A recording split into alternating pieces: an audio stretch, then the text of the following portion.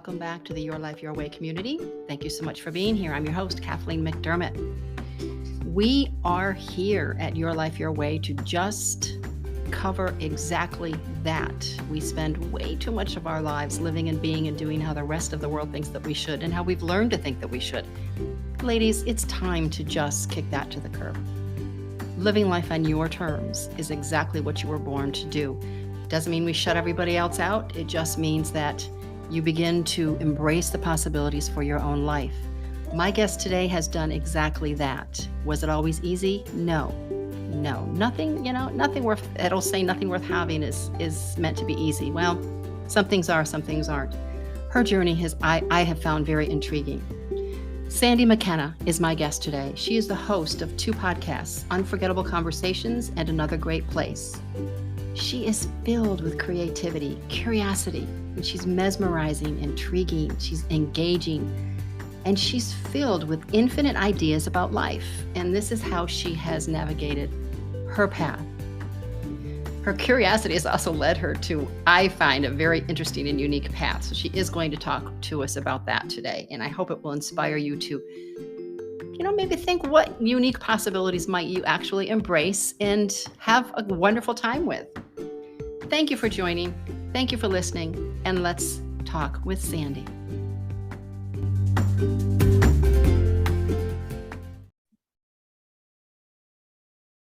Sandi McKenna, I'm so glad to have you here this morning. And there's so many points of your life, because I've already heard so much about your journey, that I would love to have you share today. Thank you so much for being with me and with us. Oh, thank you, Kathleen. I'm so happy to talk to you today. Could you start by telling us a little bit about your podcast? You have the Unforgettable Conversations, and then you have a new one coming, which is called Another Great Place, which is very interesting. Unforgettable Conversations was a podcast just started because I like talking to people and I like hearing their stories. I'm truly interested. My family calls me incredibly nosy, but I see it as that I'm really interested. They're like, every time you meet somebody, you're interviewing them. And I always wanted to be, when I was a kid, I wanted to be a reporter. I wanted to be Lois Lane. I fancied myself Lois Lane with the Superman, and I just loved writing. I loved telling stories.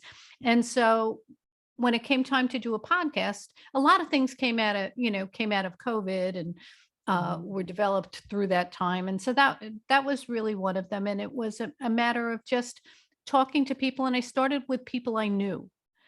Or people that were referred to me, and people that came to me and said, I'm ready to start tell my story. And that's how it started. And then Another Great Place is I used to do for over a decade. I was a co-host of a show called Midlife Road Trip. And we traveled all around the world and we knocked things off our bucket list. And I had a business partner. His name is Rick Griffin. And we went everywhere. We met on Twitter. He is a married dad of 2 grown girls and got 3 granddaughters right now. And, of course, I'm married and with a family. But we met on Twitter, and he had a television commercial company. And so he made TV commercials, and I had worked in producing segments for television at the time. And so we were like, he's got this great idea. So he came down with his family. We met and said, let's develop this idea about 2 middle-aged people traveling around, knocking things off their bucket list. And we did all kinds of amazing things. And we did it for more than a decade, but then COVID hit and everything stopped and we couldn't travel anymore. So I had to recreate myself. And one of the things was podcasting, and I love travel and I miss it. So that's where Another Great Place came in. So now I'm going to co-host with a gal by the name of Jackie Silver, who I've known for decades as well. And we're going to talk about different locations, different places to travel, different apps to use, different tips and tricks and hacks you can use to travel. Every episode will have 2 destinations within a short driving distance of each other. And we tell you a little bit about the history and places to stay and eat and what to do while you're there. I'm looking forward to that one. I'd like to do some more traveling myself, so I'll definitely be interested in that one. And I really love that you talk about how it was checking things off your bucket list, because that is huge. I love to have my bucket list and check things off. And I also found it interesting to, because quite often we think, oh gosh, we haven't done anything in our life. What have we done? But if you do a reverse bucket list, pull up the list on Google, it gives you all the suggestion, 1,000 ideas for bucket list, and go through. And it's really amazing when you stop and go back and really look at your life. You have done a lot, and you can check a lot off that you didn't really remember doing, or didn't really put that much, I don't know, pride into it maybe. So I love hearing you talk about bucket lists, because that's something that's important to me. Yeah. And I do that. A lot of times photo memories will come up and I'll think, oh my gosh, did I really ride mules down the highest sea cliffs on Molokai? I mean, yeah, I did. And, Wow. or did I drive a NASCAR, like, oh my gosh, and I'm the kind of person who's afraid of my own shadow. I'm afraid of everything. I'm a catastrophist, it's like I get a pain in my finger. The next thing I'm like, I'm working the amputation out in my head. Oh, that's too funny. I'm a hypochondriac. I'm all these like crazy little things. So it was a decade more. It was 12 years that we did this. That was so good for me, because it really I sweat a lot, and I did a lot of things that were not in my comfort zone. I truly was afraid of everything. But I got out there and did it. And now I look back and I have no regrets about that, because it saved me in a lot of ways. When we started the show, my dad he had gotten very sick. Mm-hmm. And so it was a way for me, number one, to connect with my dad. He would call me as soon as my plane landed, wherever I was in the world. He would be on the phone when we were picking up our gear in luggage.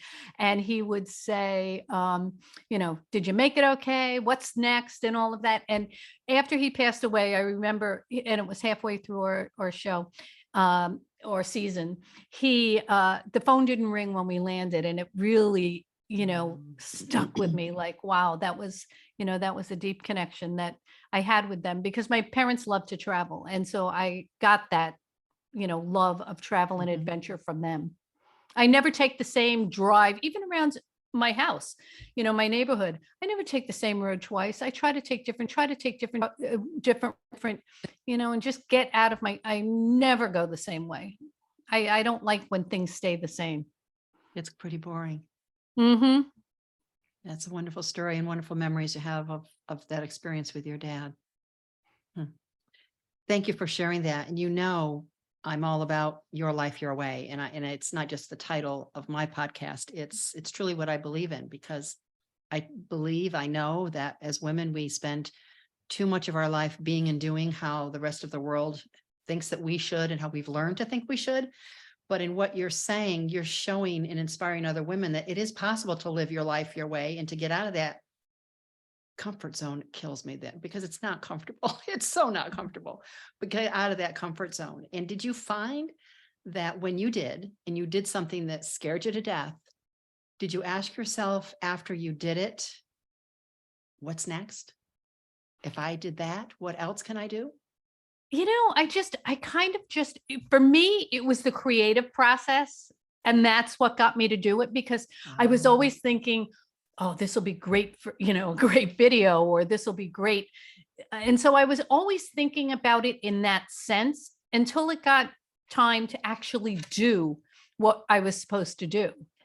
And then I had to be in the moment. I mean, there is no way that you can ride a mule, and they're huge. Literally, by the time we got down to the bottom of the beach, which took a couple of hours, by the time we got down, my legs were numb. I mean, because they're so broad and you're bouncing the entire time. So you have to be in the moment. You can't drive a NASCAR, 100. For me, I wasn't very fast. I only went 140. Everybody else only. yeah. Well, everybody else on the track at the time were men, and they were, 160, 170. I was like the little old lady driving at, 140. But I said, you know what? That's fast for me. And I knew I had to get over 100 miles an hour, because there's a turn that goes up 3 stories, and the driver that rides with you, they don't have like controls. You're completely in control. And there's other cars on the track, but you have to go up 3 stories. And he said, if you don't go at least 100 miles an hour, there's a chance, the car could flip over. Wow. So I knew in my head, but I had to be in the moment. I couldn't be, thinking of something else or doing something else, because we could have been killed. Mhm. So that's how I learned, to kind of be in the moment. And then once it was over, just kind of relish in the fact that I did it. And then, but it was always the creative process that got me to what are we going to do next? Love it. And that was one of the things I wanted to have you bring up today, is because you are such a curious and creative person. How do you find that you still apply that in your day-to-day life and in building your future? You are so curious. I am. Another thing that came out of COVID for me was I always wanted to be a private investigator. This is one of the things that really intrigued me, and I was really looking forward to you sharing. I'm really, really curious. And even when I was a little kid, they always say, look back at the things you did when you were in elementary school, when you were a little kid, and that will kind of show you that was like an early prequel to what your life was going to be. There were a couple things I did. One, in my neighborhood in elementary school, it was back in the day when everybody knew each other on the block and all the kids hung out together. Wonderful days, yes. You'd be out at at daybreak and in at sunset. And so we were a really, really creative bunch, and we would host like shows. And I always wanted to be the producer. I wanted to be the one, because I could just envision what the show would look like and stuff. So that was one thing we did. And the other thing I did was I was really good at like solving puzzles and problems and mysteries. And I read the Hardy Boys, and I was obsessed with, back then we didn't have true crime radio or Dateline or any of those shows. You had to read the murder magazines, yes, which I did. Mm-hmm. And I was young, but I wasn't supposed to, but I did anyway. And so I was kind of obsessed with it. And my parents loved like mystery theater and all that. And so I loved it. And so when the opportunity came to take the test to become a private investigator during COVID, I was like, I jumped at it, and I really studied, and I did it. And then I found a company to freelance and work for. So I freelance as a private investigator, and I work for a company, and they, under my license, I can't just be rogue and work for myself. So I have to work for an agency, which I do.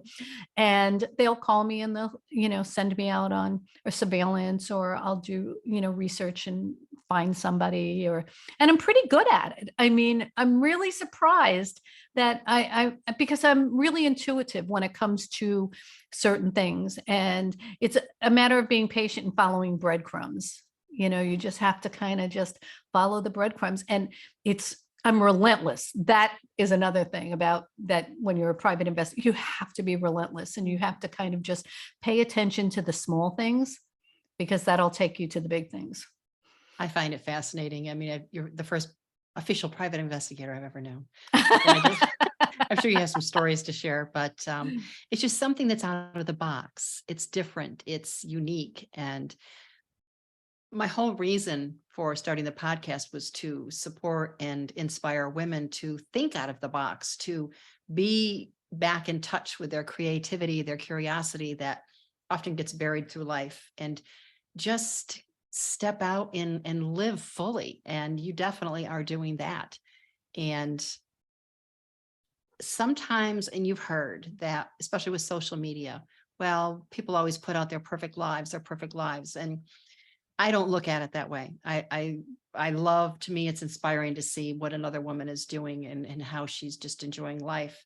But your path to everything that you have done and are doing wasn't always easy.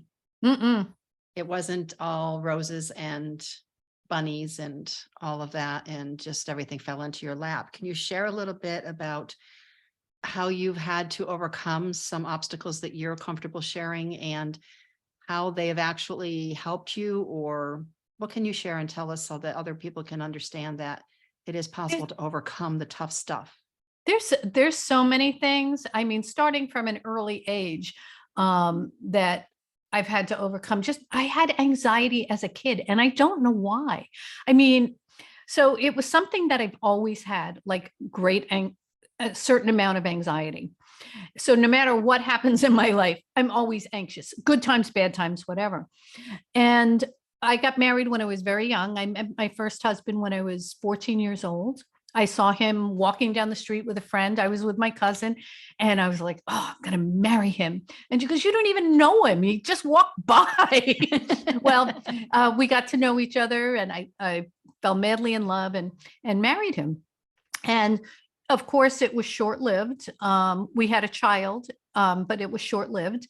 And you just don't know when you're, 18, 19, 20 years old that, I didn't know who I was, let alone who he was. And he wasn't who I thought he was.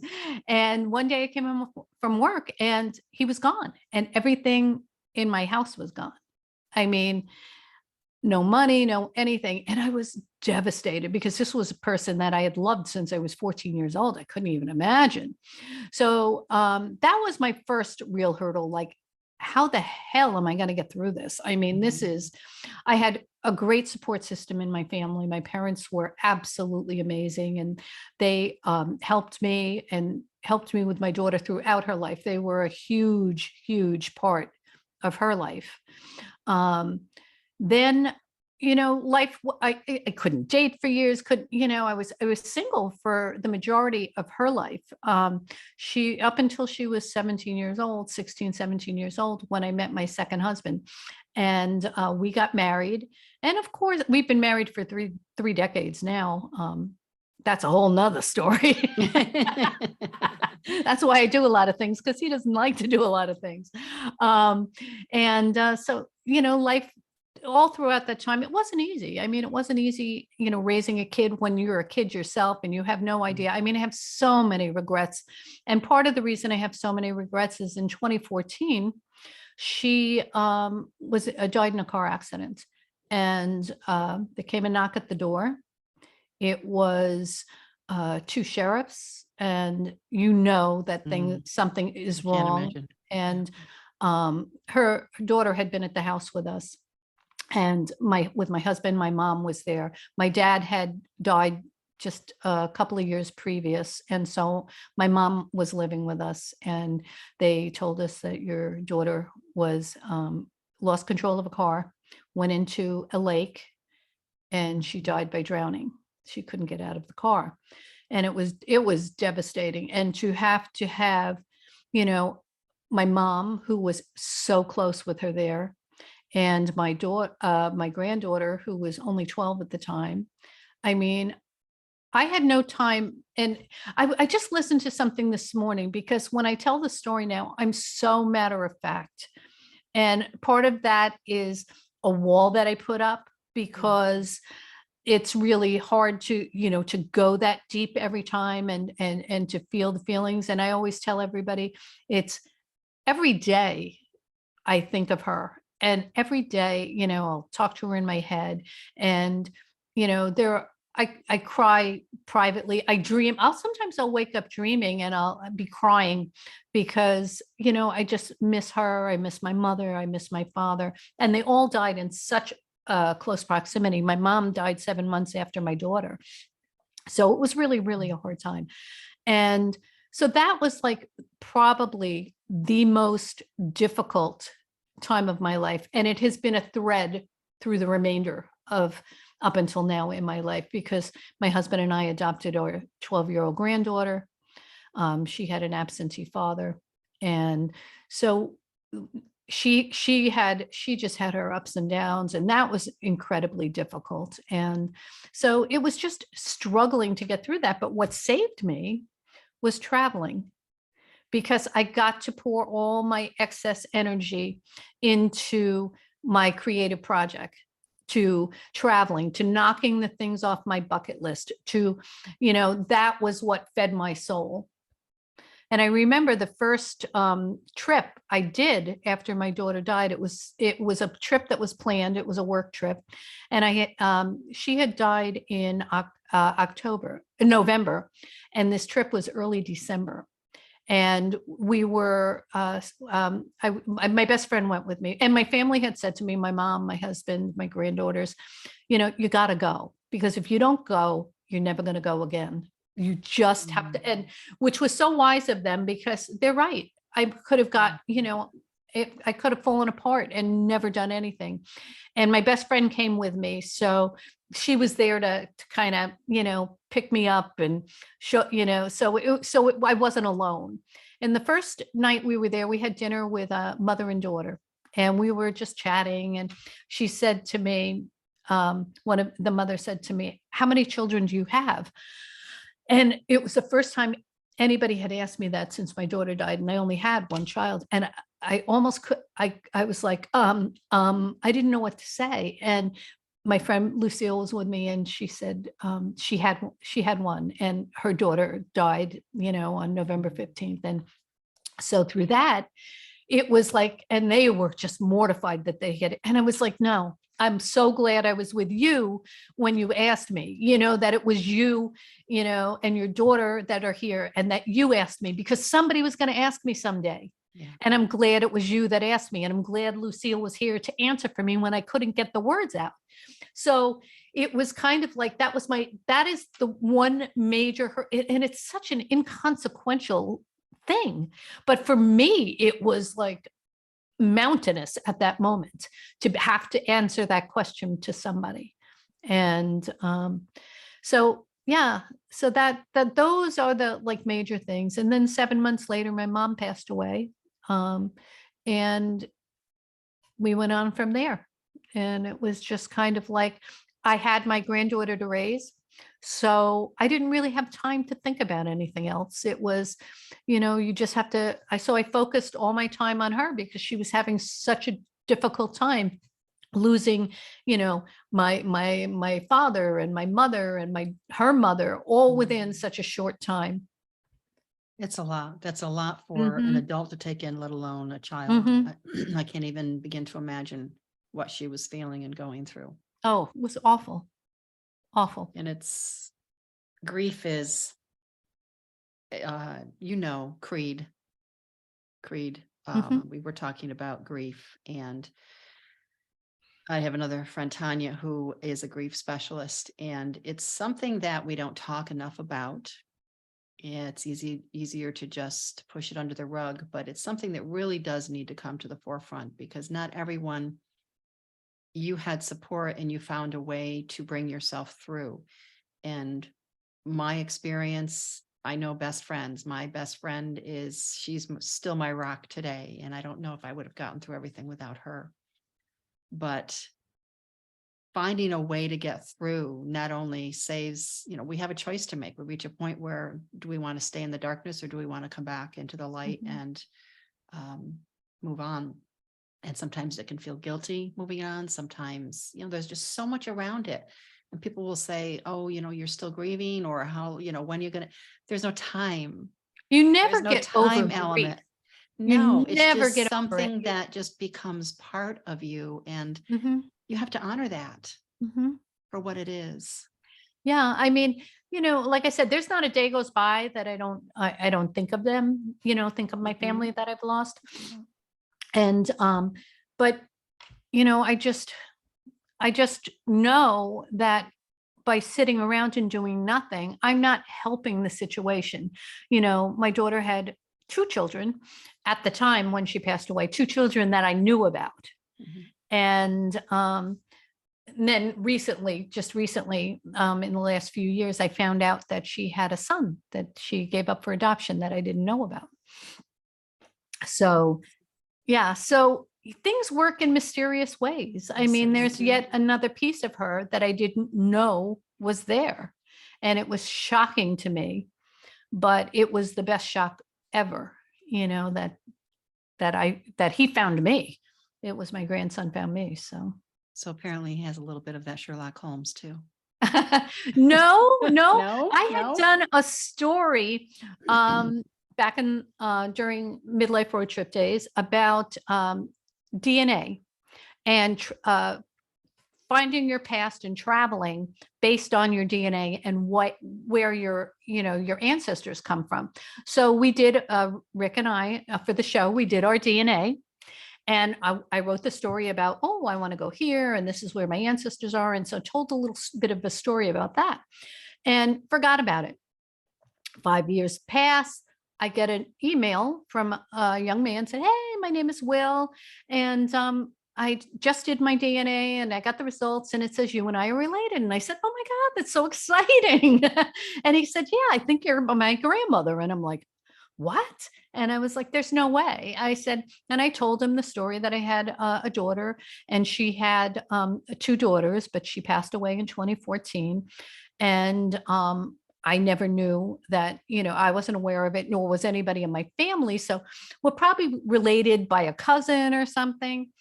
And I made a call to a good friend of hers that had known her entire adult life and said, did she ever mention giving a child away for adoption?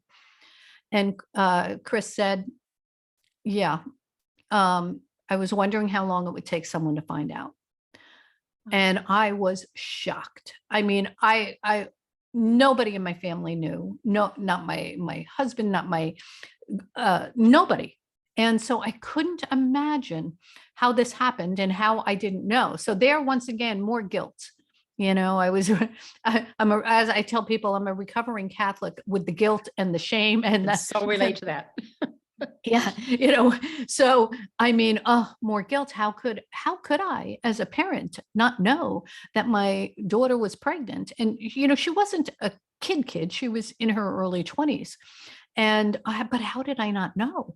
And, how did nobody in the family know? But we didn't. And she did a very good job of not letting anybody know. Exactly. It was her choice. Yeah. And it was her wish. And he was adopted by an amazing mom. She is just the most incredible person ever. She's become one of my dearest and best friends. I love her so much. And she has always been very respectful and honorable of Crystal, my daughter, and her daughters. And we've spent holidays together. And she and I traveled to Iceland together. And we just had, I love her. And I love the fact that my grandson had an amazing life, that, my daughter did an amazing thing by giving him to a family that gave him such an incredible life. And it was, and so we're all very close. I mean, it was like we never missed a beat. Never, ever. Well, that's wonderful. And you keep in touch today as far as your grandson and my granddaughter. are you close to where proximity No, he to lives each other? He lives in New York City, and my other granddaughter moved up to live with him this year in New York City. So brother and sister living together for the first time in their lives. Oh, nice. I don't know if that's good or bad, but well, they'll learn about each other and they'll find their way. Yeah, it was a great opportunity. So I go up to New York because I grew up there several times a year to visit. But his mom lives down here 20 minutes from me, so I see her regularly. Good. Yeah. So you and I were talking about something before we actually hit record, and if you don't mind, I just love it. And reason I would love to have you mention it is because is the reason why you started doing it. It's not that you're a cranky person, but you have this, you pop into social media and you have what's called the cranky carpooler. And I have, as well as many others, have found it to be just relatable, but funny. And we don't laugh enough. And it just makes me laugh when I see those across my feed. Why did you start the cranky carpooler? It was out of frustration. My granddaughter was not one to get up easily in the morning to go to school. And it was a daily struggle. I mean, it was the anxiety it was just, bribes, nothing worked.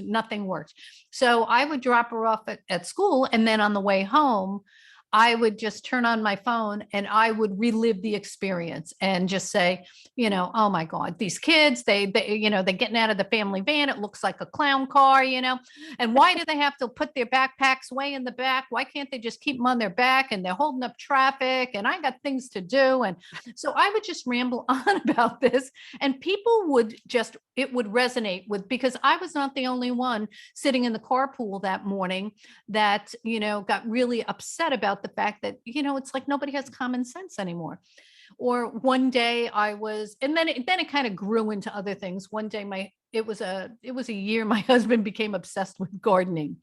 And I mean, he would call me in the afternoon and say, could you go out and water the peonies? And I'd be like, this is your project. And then one day I see him outside and it's raining and he's standing over his plants with a big golf umbrella because he doesn't want them to get too, and I'm like, this is absurd. Oh, I can just picture that. Yeah, I actually did take a picture, and it was in a cranky carpool. So I would tell stories like that. Like, this is just, these are the things that I'm like, really? Like, that's craziness. Absolutely. But you found it to be therapeutic. Oh, it was absolutely my therapy. It was, to this day, it's my therapy. The other day I was at Costco and the lady before me put her in the shopping cart. Yeah, shopping carts, or wagons or buggies. Buggies. And you put it in the little return slots, and she just put hers in askew, and it mucked up the whole process. And it's hot out, and I'm just like not in the mood for this, but I had to rearrange because she just decided she was in a hurry to get in the AC. And I was like, this is not fair. So that was another ramble. So I'll find things that are happening in my day-to-day life that just, I find absurd. And then I just turn on my phone and I make a little, TikTok or whatever about it, and then go on with my day. And I feel good about it. Well, I appreciate it. And I know the rest of us because there's many of us that when we see you get on, listen in, or come back and catch the replay. And we've asked, where can we subscribe to the Cranky Carpooler? Because I'm thinking of doing a podcast with the Cranky Carpooler shorts, just where someone can turn, send me your complaint. I'm going to hear what's bugging you today. Just get it off your chest. What does your life, your way, what does that mean to you? Well, gosh, I just always kind of done things my way. I should say the second half, the second chapter here, or third. I'm like going into the last leg. So I don't know who I'm kidding. Oh yeah, I'm in midlife. Oh, that, it's the new midlife. Yeah. So I like to fool myself into thinking that, but, the first half of my life was really trying to please everybody else, not feeling good enough to fit in, not always thinking there was something better. I mean, I think that was my biggest fault in my youth, was that, there was always something better. There was a better family. They were having better times than my family, or, there was something better in school, or, everything was never good enough, I was never good enough. But there was always something better. So I spent a good portion of my life just knowing there was something else, that what I had wasn't it. And then I got to, midlife, and we did the show, we did Midlife Road Trip, and won all kinds of awards, and we traveled. And I mean, it was just amazing. And I realized, you know what? This is it. I mean, this is it. And so my life, my way is enjoying every minute, whether it's complaining into my phone and, just, talking about the absurdities, but I enjoy doing it because it's a creative process for me. It's whether it's spending time like one-on-one with somebody and really connecting. It's also now self-care for me, because that's something I didn't do for a long, long time, and just kind of would, just not worry about things like that. But now, this month especially, I go to a salt room, and I do I love those. I do an infrared sauna, and I go to a stretch class, and I get a massage, and I do all these amazing things that I would have never done in my youth. So and then, I go in a salt room and I just meditate, and it feels wonderful. It feels wonderful. And that's what it is to me. It's just, taking time for myself and just being in the moment. Beautiful. Thank you so much for sharing that. It is definitely something that, being in the moment, it's can be hard to do. It's a practice. Everything is a practice, but I do appreciate your sharing that. Love the salt cave myself, so I do appreciate that. And is there any last minute point you'd like to make? If not, also, if there is, but also include, where might people be able to reach out and connect with you? They can go to unforgettableconversations.com, and that has all my contact, or Sandi McKenna, Sandimckenna, on all the socials at Sandi McKenna. And please go and check out her Cranky Carpooler. It's if you haven't laughed and you need a laugh, go and check it out. And her podcast, Unforgettable Conversations, and keep a watch for the Another Great Place, which I will definitely be looking for myself. Thank you, Kathleen. Thank you so much for being with me here today and for sharing your journey and the ups and downs and the joys and the hardships. I appreciate it. And I'm sure it's going to be, if it's inspirational to one person, that's the blessing of the day. Thank you so much. Thank you.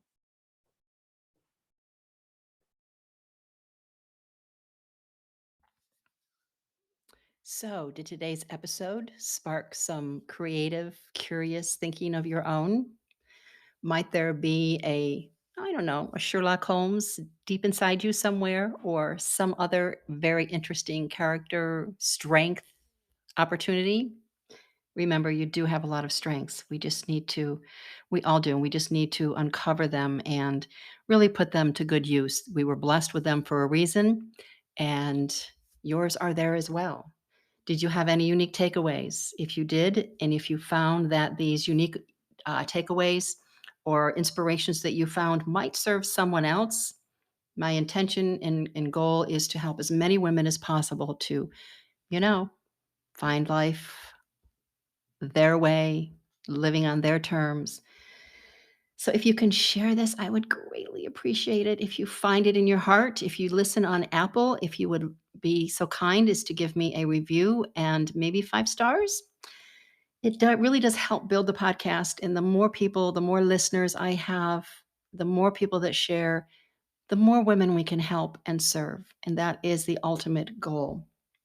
So again, I thank you so much for being here. If you would like to have me cover any particular topics that we've not yet, please feel free to email me at kmyourlifeyourway@gmail.com. If there's anything in particular you'd like to discuss about, finding your path and what opportunities might be available for you. If you're strictly, at this point thinking, I just need to release stress. I'm just struggling each day with stress. That's something we can absolutely talk about as well. So please feel free to email me at kmyourlifeyourway@gmail.com. You can find me on Instagram, katmcd99.